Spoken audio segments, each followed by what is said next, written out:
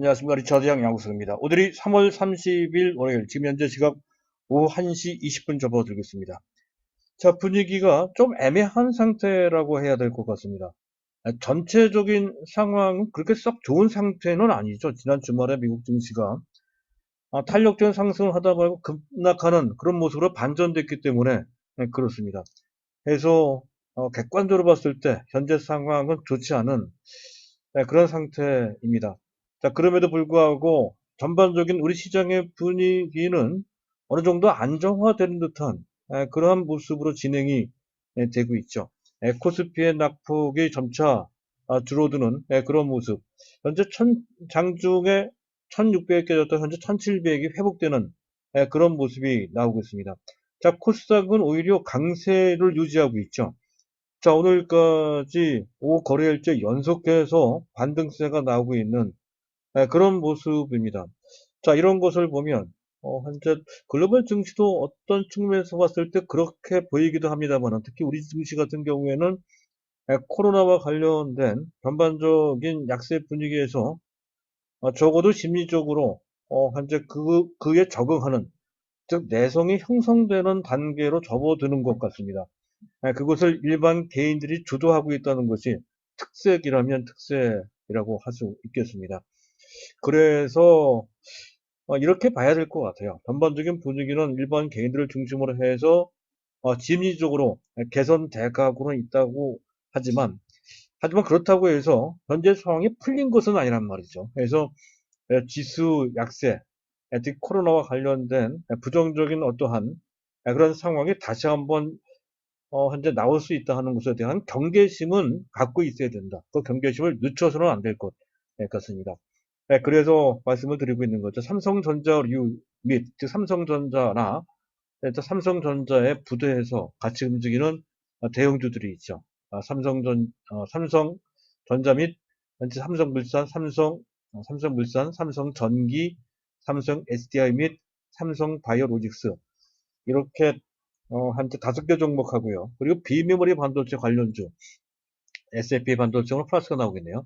네페스, 또 테스나, 또 AD 테크놀로지 같은, 자, 이런 종목들입니다.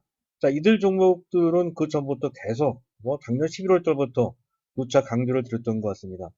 장기로 갖고 있어야 된다는 그런 관점이죠. 그래서 그들 종목은 여태까지 그래왔듯이 계속 장기적으로 보유한다는 관점에서 현재 계속 보시면 되는 거고요. 다만 신규로 매수를 한다든가 재매수를 한다라고 했을 때 일단은 S&P 반도체가 조금 유력한 측면이 있다는 거죠. 아무래도 현재 약세 구간에서는 삼성전자와 같은 대형주는 다소 단기적으로 좀 무거울 수가 있으니 단기적인 탄력성까지를 고려한다면 현재 반도체 관련주 중에서는 S&P 반도체가 위치도 좋고 내용도 좋으니까 해볼만 하다. 이런 관점으로 이 종목을 특정해서 말씀드릴 수가 있을 것 같습니다. 이 종목에 대해서는 뒤에서 다시 한번 말씀드릴 기회를 갖도록 하고요. 어쨌든 이렇게 삼성전자류에 해당되는 그런 종목들은 장기 보유한다는 관점에서 별달리 다른 어떤 전략을 제시할 것은 없는 상태인 것 같고요. 다만 단기적으로 봤을 때는 좀 복잡한데요. 그래도 해볼 만한 것들은 해보자는 그런 관점. 즉 현재 장기로 보유할 종목과 단기 대응할 종목과 병행해서 좀 관리를 좀 해 놓을 필요가 있다라고 이제 말씀을 드리겠습니다. 그래서 지수와 연관한 데서는 코덱스 2000, 코덱스 2000이 아니라 코덱스 인버스죠. 이 종목입니다. 지난주에 말씀드렸죠. 대략적으로 현재 5일선 정도 밑에 7,800원 이하면 됩니다. 그 정도 선에서 안 갖고 계신 분들은 또 현재 갖고 있는 삼성전자 등의 우량주를 보호할 목적으로 그런 단기 트레이딩을 통해서 손실을 메꿀 수 있는 방법을 강구하고자 하시는 분들은 해볼 필요가 있다. 그런 정도. 오늘은 그렇게 썩 유리한 상태는 아니에요. 어쨌든 7,800원 이하면 7,800원, 7,800원 이하면 크게 무리가 없는 그런 상태인 것으로 물론 단기 매매입니다. 그리고 중장기로 보시는 분들은 이 코로나 문제가 끝날 때까지 계속 보유한다는 그런 관점이 되겠고요. 그리고 또 한 가지 우리는 좀 정신은 없지만 CGNU라고 말씀드렸어요. 하지만 이들 종목은 다소 과열된 측면이 있고 해서 CGN 같은 경우에는 지난 주말 한 2분의 1 정도를 덜어서 즉 이익 실현해서 나머지만 갖고 있자라고 이제 말씀드렸는데 신규로 매수하기는 좀 다소 불편한 측면이 좀 있죠. 그 대신에 현재 이들 종목이 어떨까 싶어요. 유틸렉스나 또 현재 신약 개발과 관련돼서 특히 치료제와 관련돼서 모멘텀이 있죠.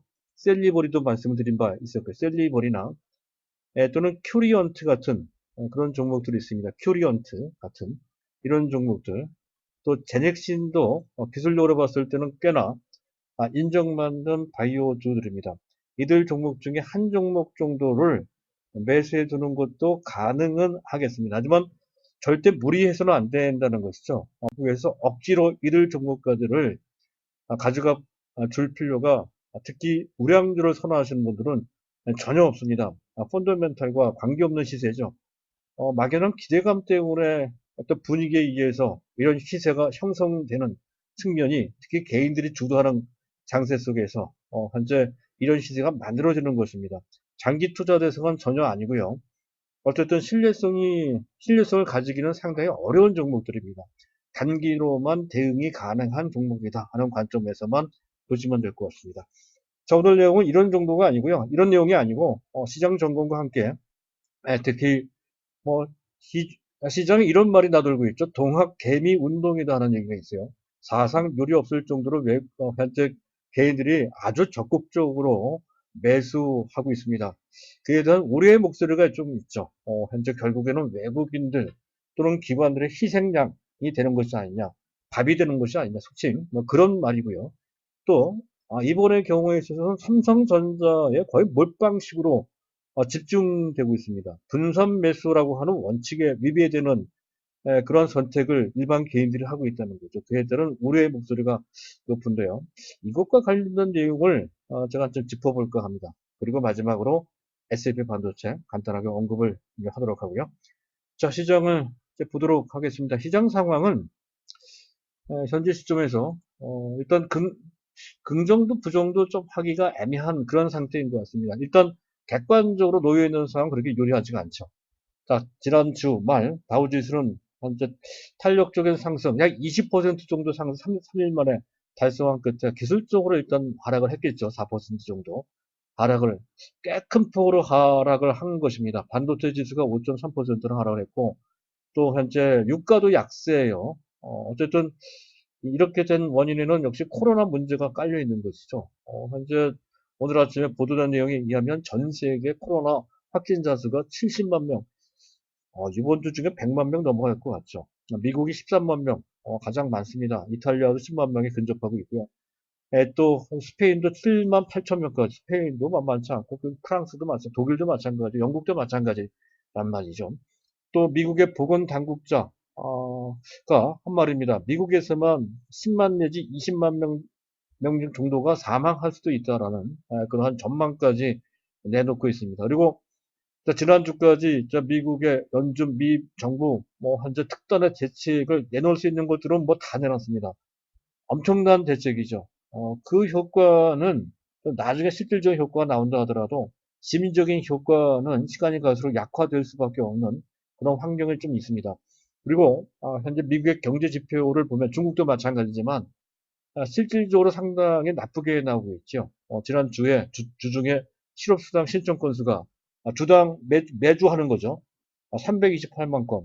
평소대로 한다 20만 건 정도 나와야 되는데 그것이 15배 정도로 폭증한 상태, 이른바 실업 대란이라고 할 만한 정도의 충격적인 그런 결과가 나왔고요. 그리고 지난 주말에 소비자 태도 지수가 원래는 100이 넘어갔던 건데요. 89.1 정도로서 아주 급감을 했습니다. 그것을 현실화시키는 한 측면으로 볼 수 있습니다. 현재 미국도 그렇지만 또 중국도 마찬가지죠. 그래서 이런 것을 바탕으로 해서 이 코로나 충격에 의해서 2020년도 전 세계 경제 성장률이 그전에는 한 1.5나 2% 정도는 될 것이다 했던 것에서 더 낮춰서 아예 1.5% 역성장을 할 것이다 라는 전망까지, 그것도 IMF에서 내놓고 있는 상태이고, 이러한 충격이 2008년도 당시 미국발 금융위기보다도 더 심각하다라고 하는 그런 전망, 그런 분석까지 내놓고 있는 상황입니다. 이런 상황 속에서 바로 탄력적으로 연결된다. 현재 코로나가 잡히지도 않은 상태에서 말이죠. 그런 것을 기대하기는 좀 어려운 측면이 분명히 있죠. 그리고 원달러 환율도 다시 또 올라가고 있습니다. 현재 보고 계신 차트는 원달러 일봉 차트인데요.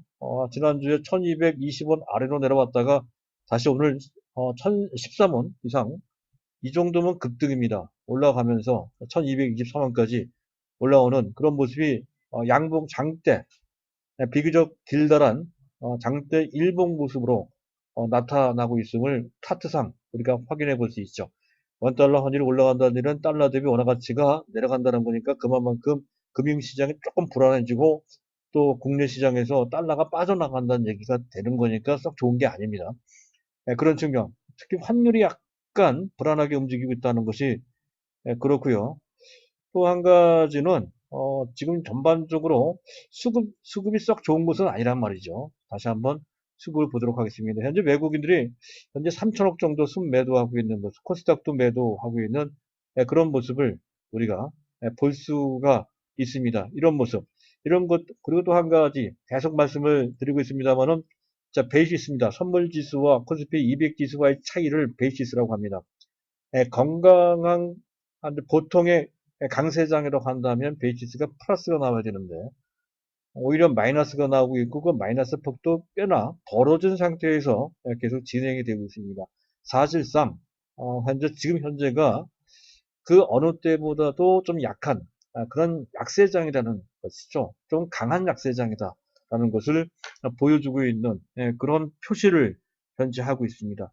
자, 그런 측면에서 봤을 때 현재 상황 분위기가 좀 낮았다고 해서 현재 상황을 바닥에 이렇게 단정할 수 없는 이유가 됩니다. 코스닥이 오히려 많이 올라간 것도 다소 부담이 되죠. 코스닥도 보면 실적이 뒷받침이 되는 정상적인 투자 대상이기보다는 현재 코로나와 관련돼서 반사이익을 받는다라고 하는 뭐 시젠과 같은 부류의 뭐 현재 진단 시약이나 또 치료제나 백신과 관련된 그런 종목과 또 그에 연결해서 뭐 바이오주가 전체로 같이 올라가는 펀더멘털이나 이런 것에 의해서 올라간 것이 아닌 시장 기대감이나 분위기 때문에 올라간 측면, 전체적으로 투자 심리를 향시키는 데 있어서는 도움이 되지만, 또 한 가지는 시장의 건전한 어떤 움직, 시세의 건전성을 좀 해치는 그런 측면도 있습니다. 동전의 양면처럼 반드시 좋은 것은 아닙니다. 너무 한쪽으로 쏠려나가고 그 자체로 또 한 가지 부작용을 만들 소지가 있기 때문에 더욱더 그것을 좋게만 볼 수는 없습니다.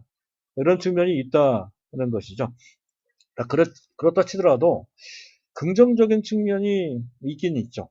현재 그 코로나와 관련돼서 보면 이탈리아 같은 경우는 확진자 증가 속도가 비교적 빠르게 둔화되는 것 같습니다. 5천 명대이긴 하지만 증가율로 봤을 때는 5%대입니다.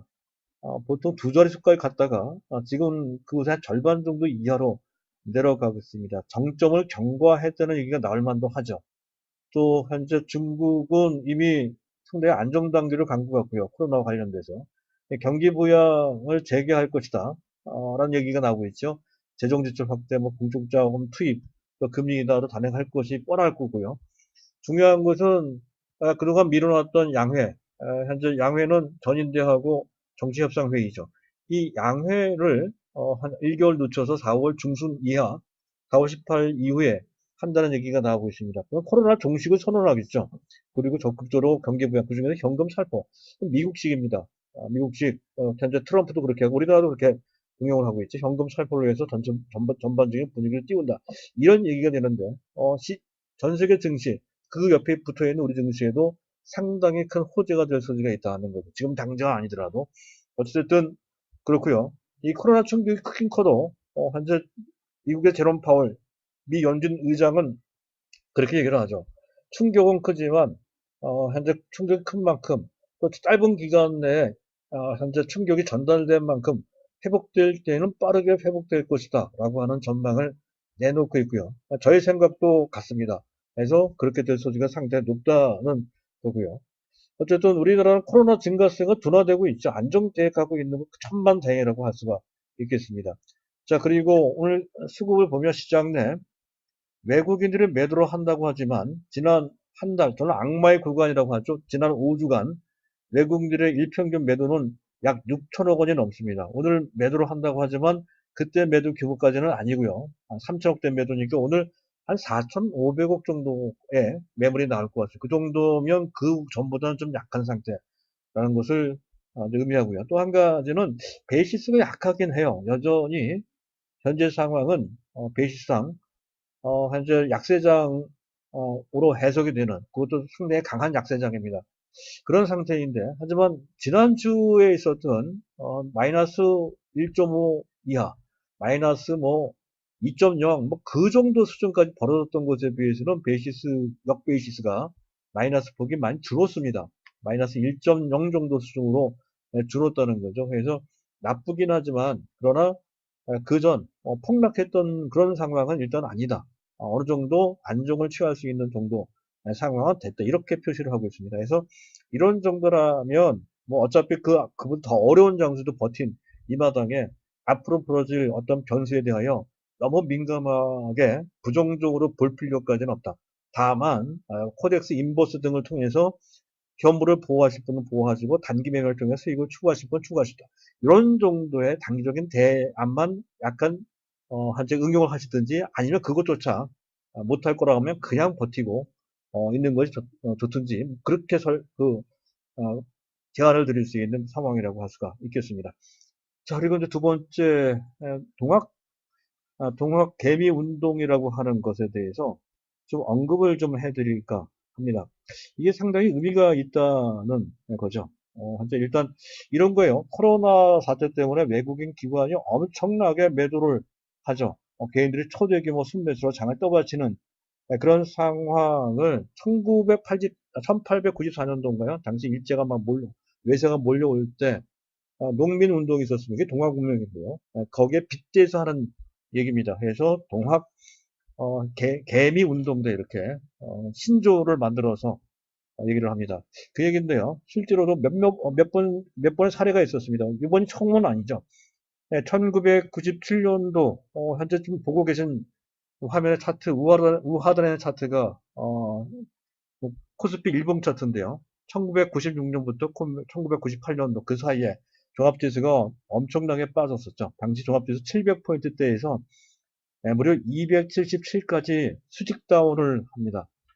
그 당시 삼성전자를 현재 액면가 500원 기준으로 봤을 때 640원까지 떨어지는 그런 상황이, 당시 주가는 32,000원 정도 됩니다.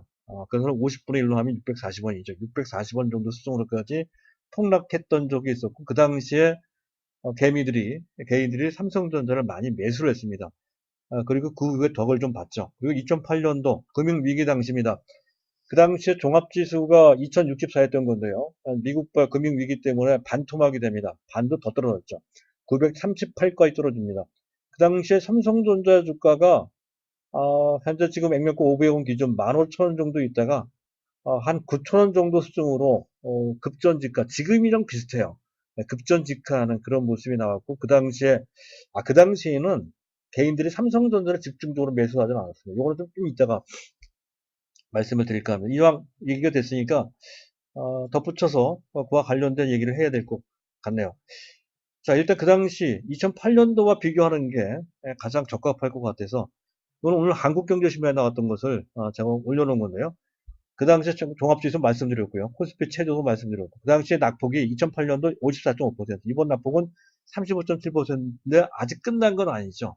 현재 그 못지않게 빠질 소지도 조금은 먼저 남아있는 상태다는 건데, 근본적인 차이가 있습니다. 그 당시 2008년도 당시에 개인들이 최대 누적 매수는 7조 4,500억 정도 되고, 이번에는 무려 23조 원 정도 됩니다. 더 큰 의미가 있는 건 그 당시는 2008년 1월 달부터 11월 11 개월 동안 일평균으로 따지면 이게 얼마입니까? 약 한 6,900억 원 정도, 1조도 안 됐어요. 매월 1조도 안 샀단 말이죠.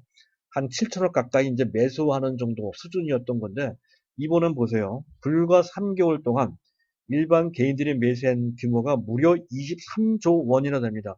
월 평균으로 따지면, 월 평균이네요. 월 평균으로 따지면 8조는 채 안 되고요. 7조 7천억, 7조 8천억 정도 됩니다.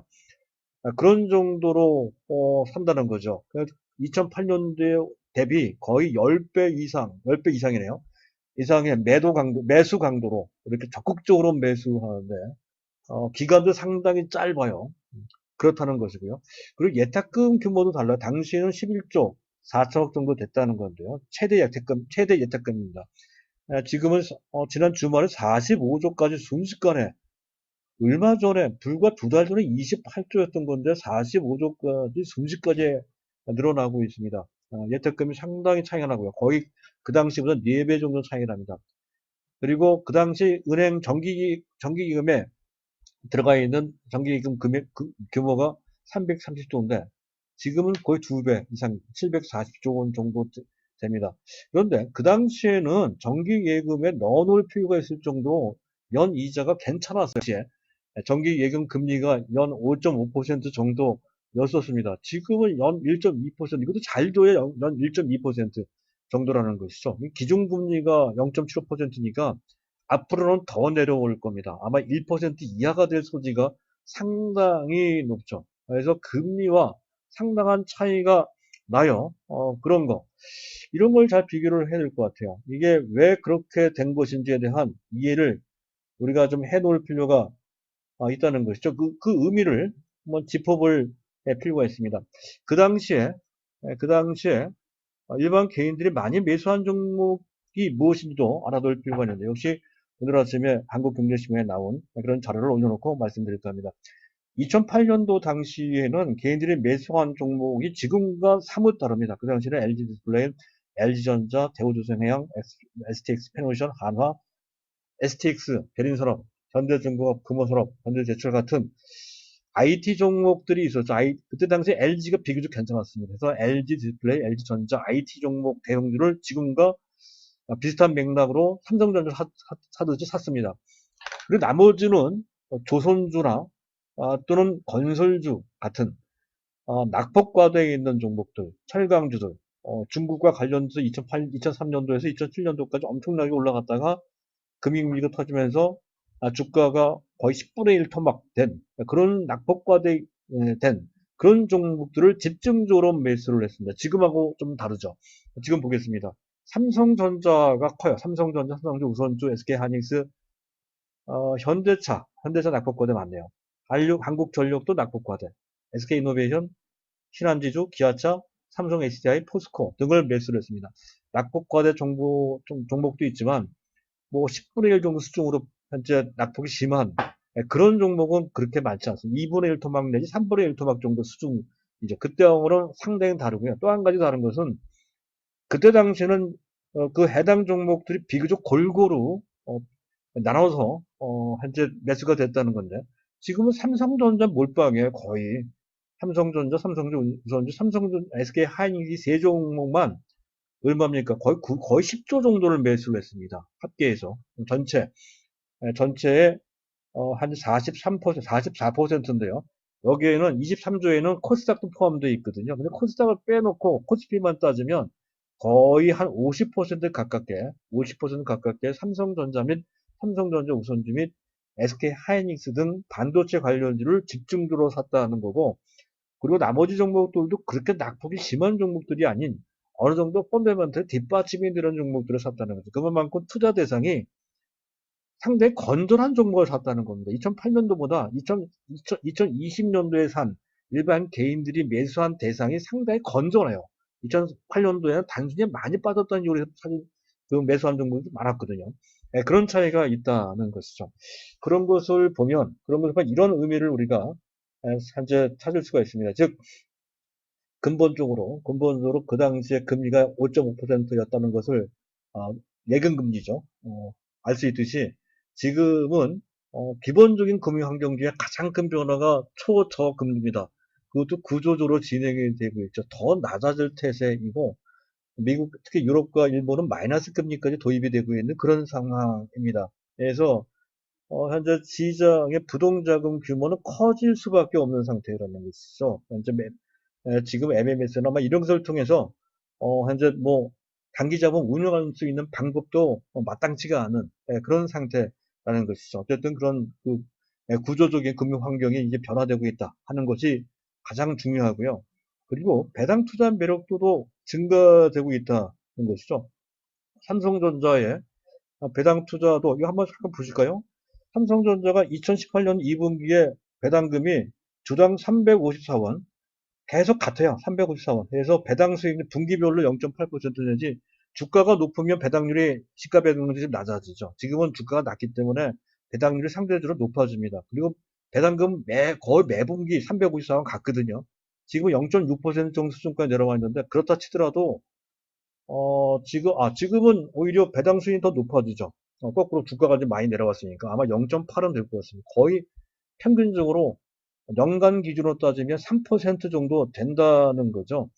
지금 정기 예금 이자율보다 훨씬 높아요. 거의 두 배나 세 배 가까이 좀 높은 상태라는 것. 정기 예금 들어오는 것보다 삼성전자를 팔지 않는다는 전제 조건 하에 배당만 받아도 한 정기 예금에 들어오는 효과보다 더 큰 효과가 나온다는 거죠. 그래서 배당 투자 매력도가 증가됨에 따라서, 그래서 장기 투자 개념인 배당 투자의 성격에 투자가 많이 유입된다는 측면이 있습니다. 또 한 가지는 4차 산업과 관련되어 있다는 것이죠. 우리나라에서 4차 산업과 관련된 그 대세에 따라가거나 또는 현재 선도할 수 있는 능력을 갖고 있는 업체는 삼성전자 하나밖에 없죠.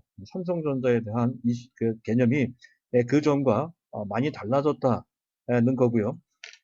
그리고 현재 지금 부동산 시장도 좀 막혀 있는 상태죠. 그래서 부동산 투자 쪽에 쏠려 있는 자금도 점차 주식 시장으로 몰려오는 시대적인 그런 상황과도 관련돼 있습니다. 그리고 또 한 가지는 삼성전자가 액면가를 낮춰놨잖아요.